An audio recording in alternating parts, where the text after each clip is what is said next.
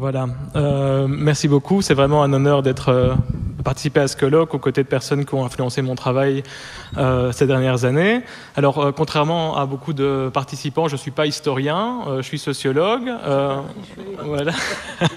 Et donc, ma thèse est basée sur un travail ethnographique dans des écoles secondaires, un travail d'observation de terrain dans des classes à Bruxelles et dans des écoles à São Paulo aussi, dans une démarche comparative. Alors, la base théorique de la thèse, c'est trois auteurs qui sont de la même génération, qui naissent fin du 19e, qui ont leur activité politique et théorique après la Révolution russe dans les années 20 et qui meurent dans les années 30, à savoir Lev Vygotsky en psychologie sociale, Valentin Voloshinov en philosophie du langage et bien sûr Antonio Gramsci en théorie politique plus générale.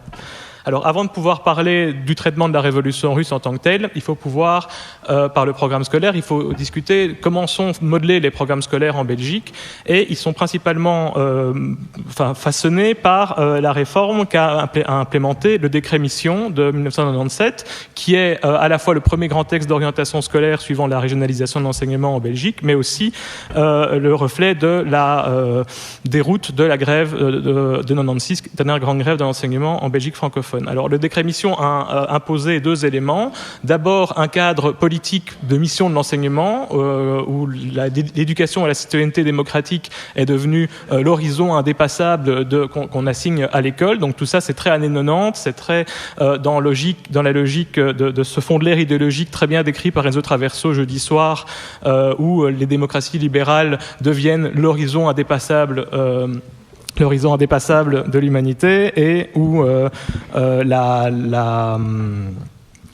oui, on me dit de ralentir ma présentation.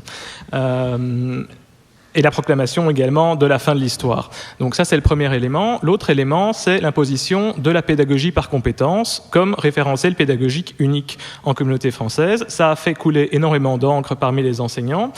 Ce qui est particulièrement intéressant, c'est que l'histoire est probablement, suivant les termes de Jean-Louis Jadot, qui était le seul académique à avoir participé au comité qui a organisé le nouveau programme d'histoire, la discipline de sciences humaines où ces compétences ont été énoncées de manière la plus poussée, la plus précise et la plus radicale. Alors on peut se dire, bon, si l'accent est mis sur les compétences qu'on demande aux enseignants d'appliquer et aux exercices de compétences qu'on leur demande de faire, la question des contenus ne se pose pas. Alors on va voir que la question des contenus est en fait très présente dans cette réforme. De manière assez contradictoire, Jadot nous dit d'un côté que les contenus n'ont pas été discutés, donc c'est des entretiens que j'ai pu réaliser avec lui, mais par ailleurs que les concepts sont devenus de nouveaux contenus qui ont été ajoutés et qu'il y a eu toute une réflexion sur le fait que ce n'était pas simplement des compétences, mais aussi des savoirs requis qui étaient demandés à mettre en place. Et que donc, au-delà des compétences elles-mêmes, c'est un ensemble de concepts, une manière d'interpréter le réel qui s'est mise en place. Alors, quand on évoque la question des concepts, pour moi, ça a directement fait sonner une cloche théorique, qui est que les deux auteurs que j'ai cités tout à l'heure se sont extrêmement intéressés à la question des concepts en pédagogie. Vygotsky, évidemment, dans Pensée et langage, il va discuter la manière dont l'appropriation de concepts, finalement, est l'expression de la dynamique pédagogique, et que les concepts sont un élément fondamental pour permettre l'appréhension du réel par l'être humain, non simplement sa compréhension. Oui, mais pour une personne. I can explain it in English if you want afterwards, but okay. Okay. On vous donnera 4 minutes de plus. Ça va. Donc voilà, la question des concepts chez Vygotsky, il distingue les concepts quotidiens qui sont empiriques et extrêmement concrets, qu'on va absorber de manière spontanée durant la socialisation primaire, et puis les concepts scientifiques qui sont des concepts de généralisation d'un degré supérieur, qui sont très puissants parce qu'ils sont capables de toucher à une très large partie du réel, et qu'il appelle concepts scientifiques ou concepts scolaires. Alors, ce que j'ai fait dans la thèse, c'est un lien avec le travail de Voloshinov, qui dans Marxisme et philosophie du langage, fait une discussion sur le concept d'idéologie, que je trouve beaucoup plus riche que ce qu'on peut lire chez Althusser, par exemple, où Voloshinov va s'intéresser à la façon dont le signe idéologique, le mot, par exemple, le concept, évidemment, est en fait l'objet d'accentuations idéologiques distinctes en fonction des groupes sociaux qui l'utilisent. Donc, prenons le terme liberté, par exemple, la façon dont le néolibéralisme revendique et va accentuer, donner une signification au terme liberté n'est pas la même façon dont le mouvement socialiste va faire la même chose. Donc, on a une lutte entre des accentuations distinctes du signe idéologique, du concept de liberté. L'idéologie dominante dans la logique de Voloshinov, c'est le moment où le signe gagne une apparence de mono-accentuation, comme s'il ne pouvait avoir qu'une seule définition. Et on a cet exemple de manière très claire dans le traitement du terme démocratie, qui aujourd'hui prend la signification unique de démocratie libérale bourgeoise, alors que dans l'histoire, et le colloque nous l'a montré, il a pris toute une série d'autres expressions, à savoir que ce soit les conseils d'usine, les cordons ouvriers à Santiago, les comités de quartier à Lisbonne pour la révolution des œillets, etc. Alors, donc le programme développe toute une série de concepts qu'il s'agit d'apprendre aux étudiants suivant l'enseignement secondaire officiel en Belgique francophone. La colonisation, le capitalisme, le socialisme, le réformisme, enfin toute une série de concepts. Mais le programme ne donne pas d'accentuation à ces concepts. Il ne dit pas comment il faut les entendre. Il ne donne pas leur définition. Il dit juste qu'il faut les travailler. Alors ce qui est intéressant, c'est que Jadoul va nous dire que le programme énonce des contenus froids. C'est la colonisation, c'est la question sociale. Je pense que le travail de l'enseignant, c'est de les réchauffer. Jean-Charles, on est d'accord, c'est-à-dire d'amener des problématiques, des questions socialement vives. Et lui propose que le manuel offre plein de ressources pour faire ce travail. Donc ça signifie qu'au-delà de l'idée qu'il faut juste exercer des compétences et que ça devient réellement l'obsession des enseignants, étant donné que l'inspection interréseau mise en place dans les années 2000 va contrôler l'application de ces exercices de compétences, dans lesquels on ne peut pas sortir parce qu'on est contrôlé sur ça, mais qu'en réalité les contenus sont des éléments à partir desquels se font ces exercices de compétences. Et que donc les concepts et les contenus historiques passent malgré tout, même s'ils sont secondarisés dans la conscience de l'enseignant. Alors, la question de Jadoul, il nous dit le manuel. C'est intéressant parce qu'en réalité, il n'existe qu'un seul manuel qui a une position, quasi monopolistique en communauté française, hormis un manuel distinct. On a Construire l'histoire pour l'enseignement catholique et Futuriste pour l'enseignement officiel. Alors, pour nos collègues suisses et français, en Belgique, l'enseignement catholique représente 60% des élèves de l'enseignement secondaire supérieur. C'est une anomalie qui vient de la façon dont le pacte scolaire des années 50 a décidé de subventionner totalement l'enseignement catholique en Belgique. Et donc, on a deux manuels distincts. Le premier, Construire l'histoire, a été rédigé, et puis Futuriste est en fait une déclinaison du même manuel. C'est les mêmes dossiers, juste remis en ordre de manière distincte. Et ce manuel a été coordonné, entre autres, par Hervé Asquin, qui organise un autre colloque sur la Révolution russe dans une orientation très différente. Voilà. Alors, d'accord. Alors, ce qui est intéressant, c'est que l'éditeur proclame que ce manuel est le seul manuel 100% conforme aux attentes du programme d'histoire.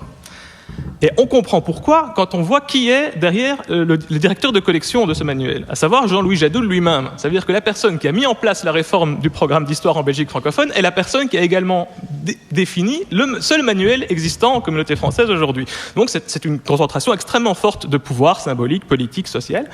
Et donc il y a deux autres éléments intéressants dans la composition de ce manuel. Hormis les directeurs de collection, c'est aussi les auteurs. Les auteurs sont des enseignants de secondaire, et là, pour la plupart, des enseignants originaires de l'enseignement catholique. D'autre part, nous avons des conseillers scientifiques. Et donc ici, nous en voyons trois. La dernière, Marie-Émilie Riquer, est une historienne de l'art qui a travaillé sur d'autres tomes du manuel. Donc elle n'est pas spécifique pour l'histoire contemporaine. Et puis nous en avons deux autres. Michel Dumoulin, professeur d'histoire à l'UCL et connu pour ses travaux sur la construction européenne. Et notre collègue José Gotovitch, connu pour ses travaux sur la résistance communiste en Belgique, la Deuxième Guerre mondiale, etc. Alors, ce qui est particulièrement intéressant, quand on compare les versions des manuels qui sont disponibles au dépôt légal de la Bibliothèque royale, c'est que les noms de José Gotovitch et de Michel Dumoulin disparaissent entre la version du manuel et le guide de l'enseignant publié quelques mois plus tard. Toutes les les éditions subséquentes du manuel n'ont qu'une seule personne dans le comité scientifique, et donc le seul manuel d'histoire existant en communauté française traitant du XXe siècle n'a pas d'historien contemporain dans ce comité scientifique depuis 2008. Alors, c'est intéressant parce que c'est une énigme, hein, ça pose une question de recherche particulièrement intéressante pour le sociologue, et j'ai été m'intéresser à cette question en interviewant les protagonistes de cette aventure, à savoir José Gotovitch et Michel Dumoulin. Alors, ils se rejoignent tous deux sur l'idée que la façon dont est traitée l'histoire est extrêmement compliquée, parce que le manuel est composé, ici on a le traitement de la question de l'Italie devient fasciste, par toute une série de documents éparses, où finalement il n'y a pas vraiment un fil donné à l'histoire à travers l'ensemble de ces documents. C'est d'une certaine manière à l'étudiant de construire l'histoire en étant aidé par son enseignant, mais ça pose un vrai problème pédagogique. Malgré tout, il y a quand même un choix de ligne historique qui est présent dans le choix des documents. Donc, par exemple, ici, on a ce document sur l'Italie. Il n'y a pas un seul texte qui cite un texte de Gramsci ou qui fait référence à Gramsci. Considérant les discussions qu'on a eues hier sur la question, on aurait pu au moins mettre le texte sur la question méridionale ou sa fameuse polémique avec Mussolini au Parlement italien en 1924. Ce texte n'est juste simplement pas existant dans le manuel. Mais c'est également l'interprétation donnée à l'histoire qui est importante, parce qu'on peut avoir des sources. Après, il y a des historiens qui en font des interprétations théoriques, politiques, etc. L'étudiant n'a pas accès à ces sources. Le manuel ne donne pas accès à ces sources. Par contre, le guide de l'enseignant, lui, le fait. Et donc, le guide de l'enseignant donne toute une série de références pour en savoir plus à la fin des différents dossiers. Et là, Michel Dumoulin nous dit, ce qui m'a frappé, c'est que ces discussions étaient uniquement francophones. Les sources des bibliographiques étaient uniquement francophones. Il se demandait comment il était possible que finalement ces enseignants de secondaire n'aient limité leur choix qu'à ça. Considérant la force et l'importance des limitations linguistiques du champ des sciences humaines en français, c'est très difficile. On ne peut pas nécessairement avoir accès à ce qui se fait dans l'histoire révisionniste américaine dont on a parlé jeudi soir, avec ce qui se passe comme recherche en Amérique latine, etc.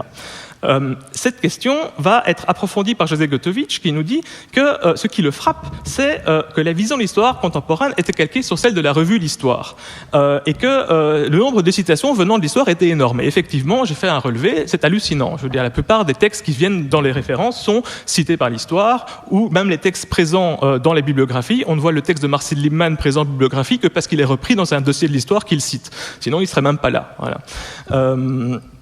Et donc, la ligne de l'histoire qui est défendue là-dedans est une ligne qui est extrêmement conformiste, selon José Gotovitch, qui accepte finalement les rapports de force tels qu'ils ont évolué en les trouvant, disons, irrémédiables et incontournables.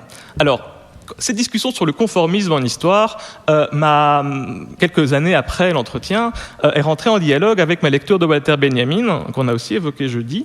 Et Benjamin nous dit que si les historiens procèdent sans principe constructif, donc ceux qui procèdent sans principe constructif, on pourrait penser que construire l'histoire fonctionne sans principe constructif. Il n'y a pas de ligne d'interprétation, il y a juste des documents épars. Mais si au final, ce type d'historien finit par s'identifier aux vainqueurs, par faire preuve d'empathie, d'identification affective avec les vainqueurs, c'est suite à la paresse d'un cœur renonçant à capter l'image authentique du passé, paresse dont Benjamin nous dit que les théologiens du Moyen-Âge la traitaient sous le nom d'assédia, comme un des 7 péchés capitaux. Et Michel Lovy, dans son formidable livre « Avertissement d'incendie », une lecture sur les thèses du concept d'histoire de Benjamin, nous dit que l'assédia est le sentiment mélancolique de la toute-puissance de la fatalité, qui enlève toute valeur aux activités humaines. Elle conduit par conséquent à la soumission totale à l'ordre des choses existantes. En tant que méditation profondément mélancolique, elle se sent attirée par la majesté solennelle du cortège des puissants. Le mélancolique par excellence, dominé par la paresse du cœur, est le courtisan. La trahison est son élément parce que sa soumission au destin le fait toujours rejoindre le camp du vainqueur. L'équivalent moderne du courtisan baroque est l'historien conformiste. Alors je trouve que ces phrases sont extrêmement fortes et font écho à ces discussions. Toute la question sera de savoir si les enseignants qui utilisent le manuel d'histoire en question tombent dans cette ligne-là ou pas. Et donc là, je vais mobiliser une partie de mon ethnographie, de mon travail de terrain, en m'intéressant à une enseignante que j'ai appelée Van Dendrich, enseignante du lycée Saint-François. Alors Van Dendrich n'est pas historienne de formation, elle a fait la philologie romane, mais comme beaucoup d'enseignants de lettres, elle donne également des cours d'histoire en plus pour compléter son horaire. Et donc elle se base énormément sur le manuel comme une référence fiable pour pouvoir construire ses cours. Et elle dit que l'histoire est formidable, ça lie complètement les questions du programme, on peut faire l'exercice de compétences, c'est vraiment top. Bon, comment va-t-elle traiter de la révolution russe en se basant sur le manuel auquel elle fait confiance? Alors, la première chose, c'est qu'elle présente la révolution russe comme globalement un coup d'État bolchevique où Lénine parvient en quelque sorte à réaliser une récupération opportuniste de la vague de légitime mécontentement populaire due à la guerre. Le renversement révolutionnaire de gouvernement Kerensky se confond en quelque sorte avec le putsch ourdi par ceux qui voulaient forcer les conditions alors qu'elles n'étaient pas prête. Immédiatement après l'évocation de l'insurrection d'octobre 17, l'enseignant dressera, sur un ton professoral, laissant peu de place aux doutes ou aux questions, un bilan fort sombre de ses conséquences immédiates. Une paix séparée qui est résumée à un désastre territorial, le début d'une guerre civile effroyable, sans mentionner aucunement l'intervention des corps expéditionnaires étrangers, la fondation par Trotsky d'une armée rouge composée de paysans en relais de force par un service militaire obligatoire et soumis à un endoctrinement déguisé en programme d'alphabétisation. Voilà. Parce que je suis en train de lire mon ethnographie, c'est pour ça. Enfin voilà, donc...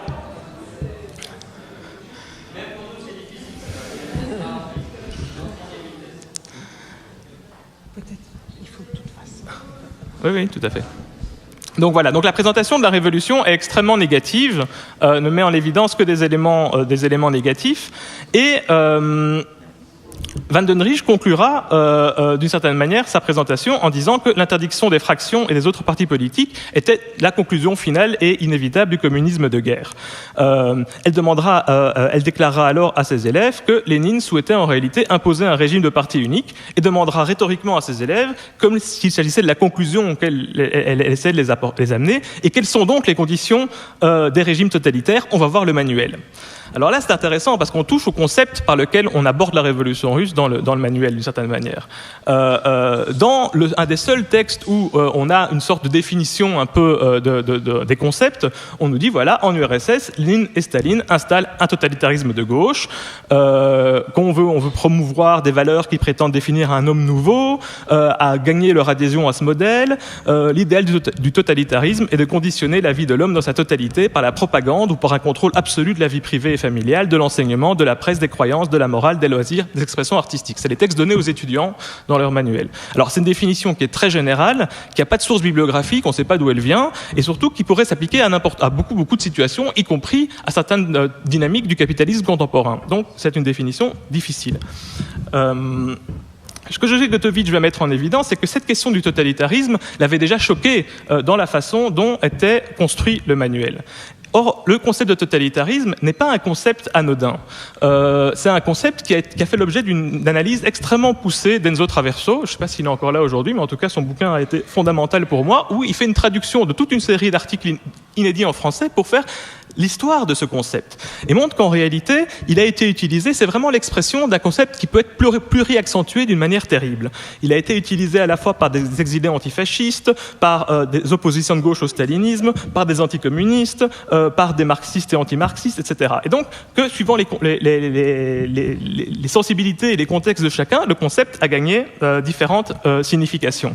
Et donc, il en arrive à la conclusion que le concept de totalitarisme est un mot caméléon qui a souvent été utilisé plus dans un but polémique qu'analytique. Alors, comment est-ce que ce concept va être mobilisé dans le cours ? Le manuel va l'utiliser à toute une série de moments. Il va demander aux étudiants, aux enseignants de développer l'étude du caractère totalitaire du régime mussolinien, de mobiliser le concept d'autoritarisme en l'ajustant, de découvrir le totalitarisme de l'Allemagne nazie. Et ensuite, il qualifie l'URSS de Staline comme un régime que les historiens, sans citer qui, qualifient de totalitaire. Bon. En réalité, et là je suis une citation d'Henri Rousseau, le terme de totalitarisme, comme la comparaison spontanée entre nazisme et stalinisme, se sont définitivement installés dans le sens commun, comme dans la langue universitaire, en dépit des réticences ou de l'hostilité qu'ils provoquent. Le problème, c'est que les enseignants, en l'occurrence Van Dendrich, va faire un exercice à ses étudiants en se basant sur les parcours qu'elle valorise énormément, qui sont présentés dans le manuel, et va demander à ses étudiants de comparer les régimes soviétiques, fascistes et nazis, en mettant en évidence, c'est un travail que demandent aux étudiants, en mettant en évidence leur contexte d'apparition, leur stratégie pour séduire la population et leurs idées fortes et réalisations, leurs éléments communs.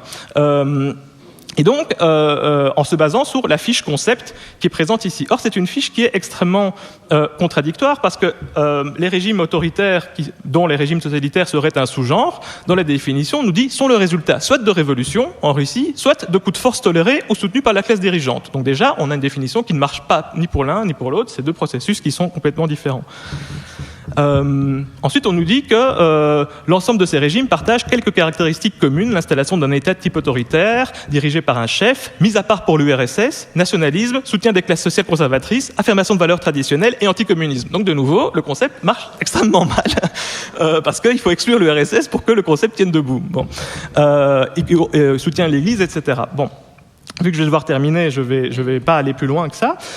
Mais la question, finalement, c'est une des images qu'on trouve dans le manuel, c'est qu'en forçant à tout prix une comparaison entre des régimes qui ont une généalogie historique et politique presque incommensurable, la dégénération d'une révolution avec le stalinisme en URSS et l'arrivée d'un groupe d'opportunistes présentant comme sauveurs du capitalisme allemand dans la mise en place du nazisme en Allemagne, sont des processus très différents. On peut dire qu'ils se nourrissent de la Première Guerre mondiale, de la guerre civile européenne auquel fait référence Enzo Traverso, mais c'est pas des processus politiques similaires et que précisément il faut s'intéresser à leurs différences pour pouvoir saisir leurs particularités et pas pousser une comparaison qui va s'intéresser à leurs éléments communs.